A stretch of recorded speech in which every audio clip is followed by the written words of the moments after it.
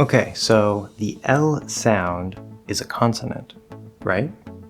Sometimes.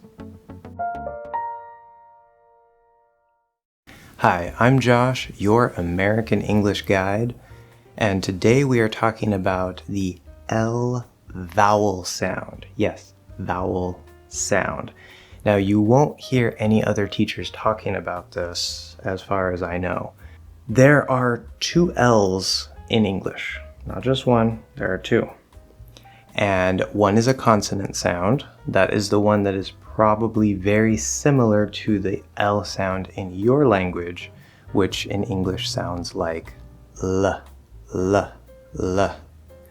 Now to do that, you take your tongue, you put it up on the top. You can touch the teeth, that's fine, but we have a nice solid connection there. We'll talk more about the consonant later, but as I said, it's very similar to how the L is probably in your language. Okay, most teachers talk about the light L and the dark L. I really don't like those terms because to me, it's very confusing. Like, how is one light and one dark? Like, I could think of either one as light and either one as dark. So what I like to do is I like to look at this as a vowel sound, and it actually is a vowel sound. And think about it. We have the vowel and the consonant. Now in my dialect, it's the same sound, but one is a consonant, one is a vowel. The vowel is a little bit longer in length, not stressed necessarily, just a little bit longer compared to the consonant. We talked about that before. Now, the L also has a consonant vowel pair. And again, most teachers don't teach it this way. Even though the R consonant doesn't actually touch anything, the L consonant does, right? That's what most consonants do. They either get really close to touching or they make solid connection in some way, maybe with the lips or with the tongue somewhere in the mouth. The second L sound, which I like to call the half L sound because it's like one half of a full L, you do not bring your tongue all the way up. You do not touch. There's no touching, okay? What you're going to do instead is you're actually going to use the back of your tongue. It's like the front of the back of your tongue, which we can see here on this updated vowel chart. And it's sort of in the middle of ah, the fifth sound, the schwa, o, and it's almost directly below the high schwa, So you want to use the same position going this way as you do with the high schwa, like in book, but then you want to be lower down, closer to the fifth vowel, ah. Now what this does is it creates a sound that is O. O. As I said, the front of your tongue does not come up. It's very far down. How it feels in my mouth most of the time is it's like the front part and the middle is kind of squishing backwards without this moving. I'm not pushing the whole tongue back. I'm trying to take this part and kind of push it a little bit back into the back of the tongue, and that creates a nice little bump or a rounded shape that is still very open, unlike ah, which is mostly just open, right? Oh, oh. We don't say oh, right? It's not that open. But you can see that this actually is better described as a vowel sound. We associate it or connect it with the L consonant sound and say there's two L's because we spell this sound with the letter L, just like the consonant. But I don't want you to think about it that way. I want you to think about it as a half L, which is a vowel sound, okay? Now, when should you use the half L? That's also very easy, and I looked at how some other teachers teach it, and it seems like they make it too complicated. So I'm going to give you a nice, easy way to think about this and remember it. Usually, you will see the half L at the end of a word. Okay, if there's an L sound, not just spelling, there's an L sound at the end of a word, it's going to be a half L.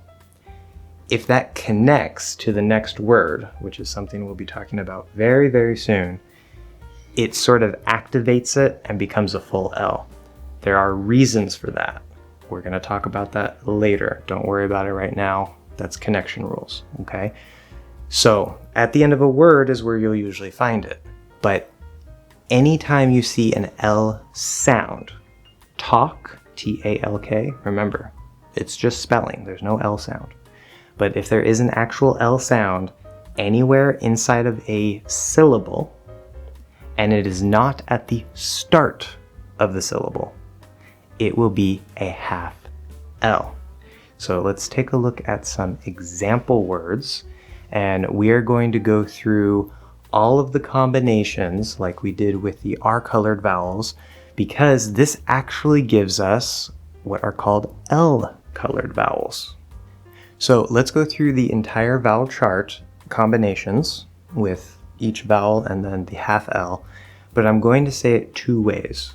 I'm going to do it first with the full L sound, and then I will do it with the half L, which is the normal thing that we do, okay? Eel, eel, ill, ill, L, L, pal, pal, all,